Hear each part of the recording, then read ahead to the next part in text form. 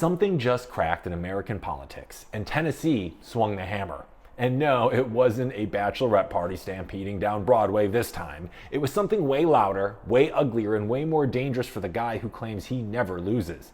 A deep red district suddenly started wobbling, while Trump was standing right on top of it. Welcome to Why It's Trending Daily. I'm Hank, and this is where I break down the stories that everyone is suddenly Googling, and I explain to you why they matter. Because today's meltdown is brought to you by our current president, Donald J. Trump, who just put his political reputation in a total chokehold. And he somehow managed to choke himself out. You see, Tennessee's 7th district, and let me say this clearly, is not a swing district. It's not purple, it's not competitive. This place is so red it makes Alabama look, well, moderate. Now, Trump won here by 20 points. Mark Green won by 21. This is the district Republicans created with gerrymandering so aggressive it probably needs its own apology tour. It is MAGA Disneyland with way worse rides.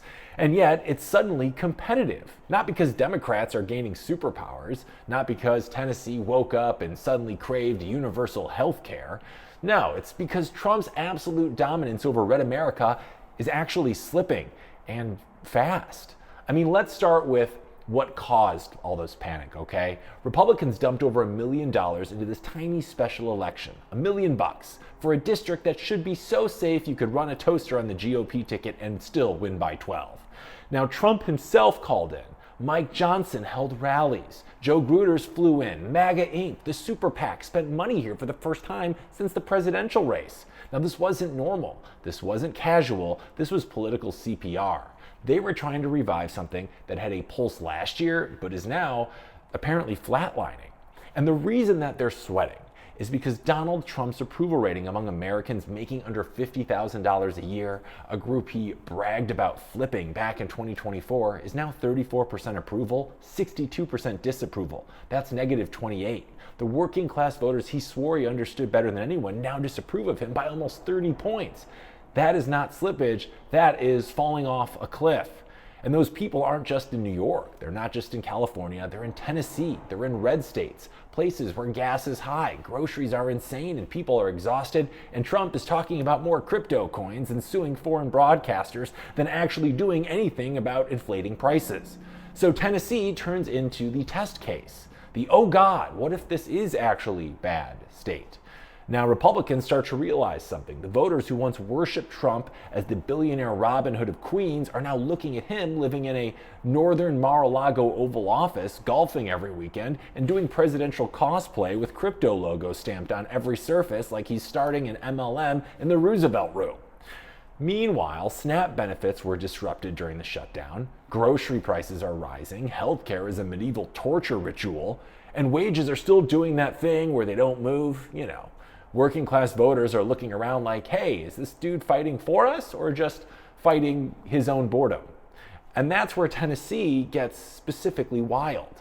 Democrats, who have no business being competitive here, suddenly are smelling blood in the streets. They dump $1 million of their own, call in Kamala Harris, bring in Al Gore, AOC, big unions, activist groups, and the entire Avengers lineup. They basically said, if Trump is slipping, this is where we find out. Now, look, I'm not saying Democrats will win. It is Tennessee after all. They probably won't. But that's the point. The race is close enough that Trump needed to personally step in and try to rescue it. That alone is the story here. Even Republican voters in Nashville suburbs are saying it. Trump needs a reality check. And that is a direct quote from a voter in a red district. A reality check. When Republicans start talking like your mom after you rack up overdraft fees, that is a serious problem. And here's the real kicker. This didn't happen in any kind of vacuum. It's happening right as Trump's approval hits its lowest point since returning to office. And right as his own allies start doing that thing politicians do before, abandoning someone. They start talking in past tense. You can see it in Tennessee. You can see it in the polls. You can see it in the working class numbers.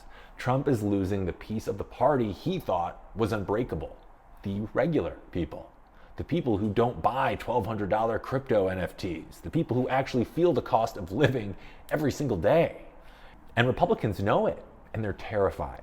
I mean, this election isn't about Tennessee, it's about 2026. It's about whether the MAGA Forever storyline still works, or if voters are finally tired of waiting for the promised land while Trump focuses on side quests like defeating the deep state using a limited edition collectible trading card. And here's the moment I think actually matters most. Conservatives in Tennessee were instructed to vote for an independent candidate by Democrats. That is how much crossfire there is now. Republicans fighting Democrats, Democrats fighting Republicans, and both of them fighting Trump's influence like it's an ex who keeps showing up uninvited to Thanksgiving. And the Republicans' biggest fear isn't losing the seat, it's winning by too little. Because if Trump can barely hold a district he won by 20, that means any suburban district is suddenly a landmine. Any populous district is suddenly unstable. The myth of Trump being electorally invincible, gone. And Tennessee popped it like a cheap balloon. And when you combine that with sinking working class approval, declining net ratings, red districts closing, and the cracks in Trump's inner circle, yeah, the Tennessee race might actually be the political canary in the coal mine. Because whether Van Epps wins or not, the message here is the same. Trump's aura is fading, his base is thinning, and the voters he relied on the most are starting to quietly back away like they're trying not to wake a sleeping bear.